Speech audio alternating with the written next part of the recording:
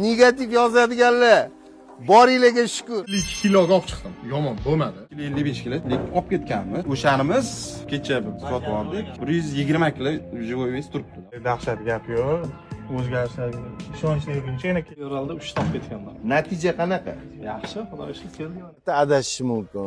Hop, borana ikkinchi marta adashish mumkin. Lekin 5-6 marta kelayotgan odam adashmaydi-da. Zangatadan Jalil akam kelgan ekanlar. 5-marta bizani oldimizga kelib qo'ylar. Mana bo'lmaydi deganlar gapirsin mana endi. Ohangaronda bu turibdi. Qaynayotgan bo'lsa soldat 70 kilodan sal oshiq bo'lgan olib kelganimizda. Qo'ylarni boqib ko'rganlar biladi. Ertaga mana shular yaxshilab boqsangiz 15 milliondan kamiga sotmaysiz. Bozorda nimaga talab bo'lyapti? O'sha narsani ishlab chiqarsanglar-chi, o'zingizlar podinglarga mayli gibrid bo'lsa ham Qirg'izistonning qo'zi-qo'chqorlari katta bo'lgan holatini qo'shing. Juda zo'r bolalar tushadi. Mana gibrid olingan.